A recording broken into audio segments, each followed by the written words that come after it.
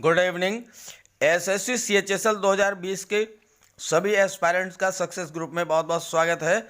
Latest update और good news ये है कि एसएससी द्वारा सीएचएसएल 2020 का नोटिफिकेशन जारी कर दिया गया है। तो आइए जानते हैं इस वीडियो में eligibility, age limit, selection process, syllabus और फीस सब कुछ विस्तार से। वीडियो अच्छा लगे तो लाइक कर दीजिए। सिलेक्शन प्रोसेस, सिलेबस, एलिजिबिलिटी सभी कुछ अच्छे से समझ करके अप्लाई कीजिए, तैयारी कीजिए और सिलेक्शन लीजिए। तो चलिए वीडियो शुरू करते हैं। ये आपके सामने सीएचएसएल 2020 का नोटिफिकेशन आयोग की वेबसाइट पर भी उपलब्ध है। सबसे पहले जान लेते हैं इसमें इम्पॉर्टेंट डेट्स के बारे में। Dates of submission of online application, ये 6 नवंबर से लेकर के 15 दिसंबर 2020 तक आप ऑनलाइन अप्लाई कर सकते हैं। इसके बाद दिया है last date and time for receipt of online application. Last date और टाइम जो है जब तक कि ऑनलाइन आप अप्लाई कर सकते हैं, ये 15 दिसंबर 2020 11:30 बजे तक। Last date and time for making online fee payment, ये आप 17 दिसंबर तक फ़ी पेमेंट कर सकते हैं। और ऑफलाइन चालान जो है ये आप 19 दिसंबर तक पे कर सकते हैं। Payment through challan during working hour of bank, ये आप 21 दिसंबर तक कर सकते हैं। और schedule of computer based examination tier 1, ये 12 अप्रैल से 27 अप्रैल तक होगा। टीयर 1 का एग्ज़ाम 12 अप्रैल से 27 अप्रैल 2021 तक होगा। और टीयर 2 का जो है अभी डेट नहीं बताई है, इसकी डेट जो है वो बाद में अनाउंस की जाएगी। बात करें अगर पे स्केल की, तो लोअर डिवीजन क्लर्क और जेएसए ये पे लेवल 2 के एम्प्लॉइज होंगे। इनका पे स्केल है 19,900 से 63,200। पोस्टल असिस्टेंट और सॉर्टिंग असिस्टेंट का पे लेवल 4 है। पे स्केल है 25,500 से 81,100। और डाटा एंट्री ऑपरेटर, इनका भी पे लेवल 4 है, 25,500 से 81,100। और लेवल 5 है 29,200 से 92,300। Data entry operator grade A, इनका पे लेवल 4 है, 25,500 से 81,100। वैकेंसीज़ की बात करें तो आयोग की वैकेंसीज हमेशा टेंटेटिव होती हैं, तो ये वैकेंसीज बाद में डिक्लेयर की जाएंगी। फिलहाल की जो स्थिति है, लगभग 5,000 वैकेंसीज जो हैं वो फिलहाल हैं। अब बात कर लेते हैं नेशनलिटी और सिटीजनशिप की। Candidate must be either citizen of India, Bharat का नागरिक हो, सब्जेक्ट ऑफ नेपाल, नेपाल की प्रजा हो, सब्जेक्ट ऑफ भूटान, भूटान की प्रजा हो, या तिब्बतीय रिफ्यूजी शरणार्थी जो कि 1 जनवरी 1962 से पहले भारत में आए हों, या a person of Indian origin who has migrated from Pakistan, Burma, Sri Lanka, भारतीय मूल का व्यक्ति जो कि पाकिस्तान, बर्मा, श्रीलंका आदि देशों को माइग्रेट कर गया हो, चला गया हो, और इनका रहने का इरादा ये है कि वो जो है परमानेंटली भारत में सेटल करेंगे, तो ये लोग जो हैं अप्लाई कर सकते हैं। एज लिमिट की बात करें तो एज लिमिट 18 से 27 साल है। डेट ऑफ कट ऑफ दिया है 1 जनवरी 2021, यानी 1 जनवरी 2021 को 18 वर्ष का हो जाना चाहिए। इसका मतलब कि कैंडिडेट 2 जनवरी 1994 से पहले और 1 जनवरी 2003 के बाद उसका जन्म नहीं हुआ होना चाहिए, यानी कि 1 जनवरी 21 को उसकी उम्र 18 से 27 वर्ष के बीच होना चाहिए। इसके बाद एज में रिलैक्सेशन भी दिया गया है। SC ST को 5 साल का, OBC 3 साल का, PWD 10 साल, PWD OBC 13 साल, PWD SC ST 15 साल, और इसके बाद ex serviceman 3 years after deduction of the military service. ये है एज लिमिट। एजुकेशनल क्वालिफिकेशंस जो हैं LDC जैसे PA SA DEO, इसके लिए intermediate candidate must have pass 12th standard और equivalent exam from a recognised board और यूनिवर्सिटी। इंटरमीडिएट पास होना चाहिए, 12th पास होना चाहिए, और अगर आप डीईओ के लिए जो है सीएजी कार्यालय में अप्लाई करते हैं तो उसके लिए 12th स्टैंडर्ड साइंस से होना चाहिए और मैथमेटिक्स एक सब्जेक्ट होना चाहिए। इंटरमीडिएट में साइंस और मैथ अगर ये दोनों सब्जेक्ट हैं तो आप डीईओ के लिए भी अप्लाई कर सकते हैं। अब प्रश्न ये है कि कैसे अप्लाई करेंगे। उसके लिए आपको ऑनलाइन अप्लाई करना होगा और वेबसाइट है ssc.nic.in। दूसरी बात एक चीज़ ये है कि in the online application form candidate are required to upload the scanned coloured passport size photograph. Application form के साथ आपको coloured photos passport size photograph जो है वो भी सबमिट करना होगा। और जो ये फ़ोटोग्राफ है ये 3 महीने से ज़्यादा पुराना होना नहीं चाहिए और जिस डेट को फ़ोटोग्राफ लिया गया है वो बिल्कुल क्लियर प्रिंटेड होना चाहिए, साफ साफ जो है वो प्रिंटेड होना चाहिए। किस डेट को फोटोग्राफ लिया गया है ये ध्यान दीजिएगा। Application without such date printed on the photograph will be rejected. यानी ये बहुत महत्वपूर्ण चीज़ है कि जो फोटोग्राफ है उस पर डेट ऑफ प्रिंट वो लिखा होना चाहिए, अदरवाइज़ एप्लीकेशन को रिजेक्ट कर दिया जाएगा। दूसरी बात, फ़ोटोग्राफ की साइज़ जो है वो 3.5 से 4.5 सेंटीमीटर के बीच की होनी चाहिए। Photograph should be without cap. Photograph में कोई कैप नहीं लगा के आप खिंचवाएंगे, चश्मे नहीं लगवाएंगे और दोनों कान आपके विजिबल होने चाहिए, दिखाई पड़ने चाहिए। और लास्ट डेट है 15/12/2020। 15 दिसंबर 2020 से पहले आप जो है अप्लाई कर सकते हैं।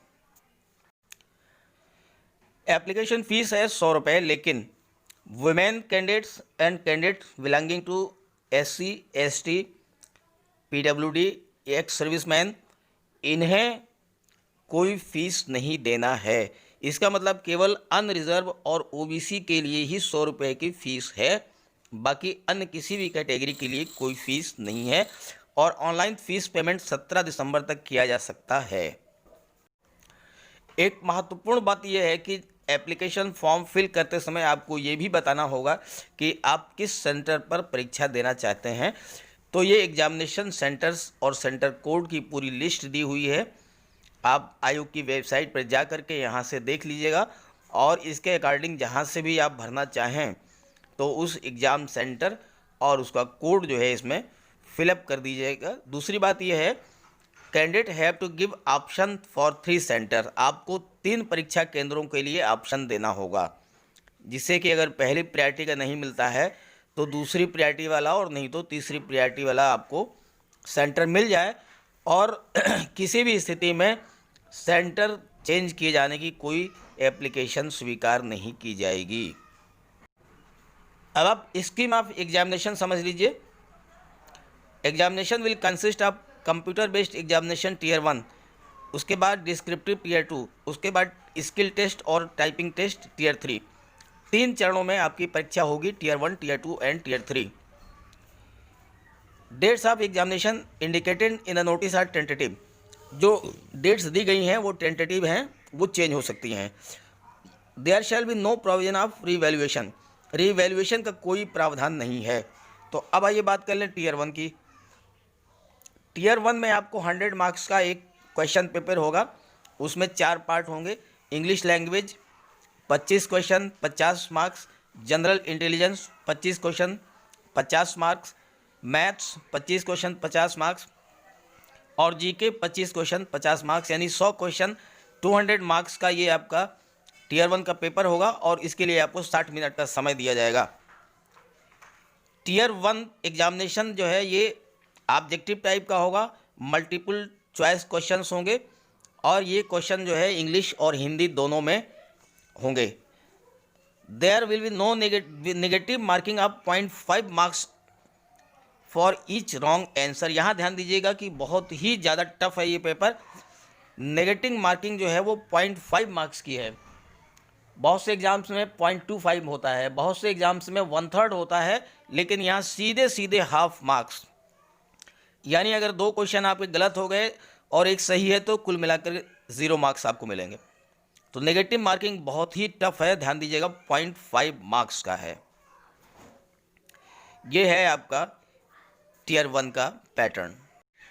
बात करें अगर सिलेबस की, तो देखिए इंग्लिश लैंग्वेज का सिलेबस दिया है, जनरल इंटेलिजेंस का दिया है, मैथ्स का दिया है और जनरल अवेयरनेस का।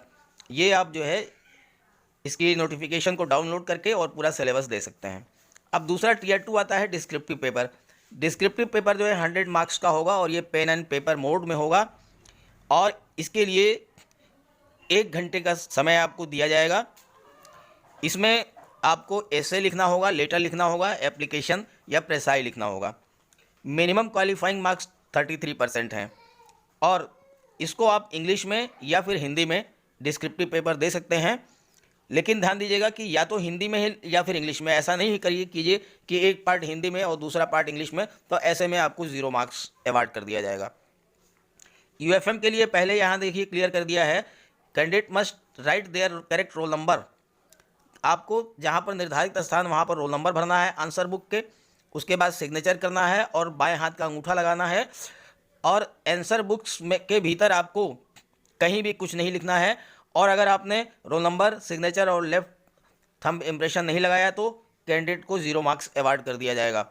और shall not right any personal identity, कोई भी आपको अपनी पहचान नहीं शो करनी है, यानी आपको आंसर बुक के भीतर नाम, roll number, mobile number, address और या कोई ऐसा शब्द या कोई ऐसी संख्या नहीं लिखनी है जिससे आपकी पहचान हो सके। पिछले साल यूएफएम को लेकर के काफ़ी कुछ बवाल हुआ था, तो इससे आप अच्छी तरह से परिचित होंगे, इसलिए बहुत ही ध्यान से रही आपको डिस्क्रिप्टिव का पेपर देना है। इसके बाद आपका टियर 3 होगा, ये टाइपिंग टेस्ट होगा और ये जो है कंप्यूटर बेस्ड जो एग्ज़ाम है उसके आधार पर आपको जब क्वालिफाई करेंगे तो टियर 3 का एग्ज़ाम आपको देना होगा। ये कंप्यूटर जिस पर आपको स्किल टेस्ट देना है ये कमीशन द्वारा आपको प्रोवाइड कराए जाएंगे। शहर बताया जाएगा कहाँ पर आपको टेस्ट देना है। ये केवल क्वालिफाइंग नेचर का होगा, अगर इसमें क्वालिफाई करेंगे तो आपका सिलेक्शन होगा, क्वालिफाइंग नहीं करेंगे तो आपका सिलेक्शन नहीं होगा।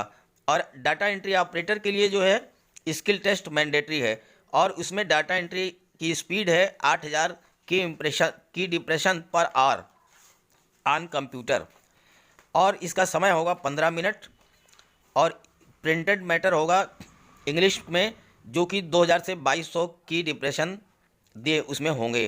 तो ये आपको skill test data entry operator के लिए देना होगा और बाकी के लिए टाइप टेस्ट।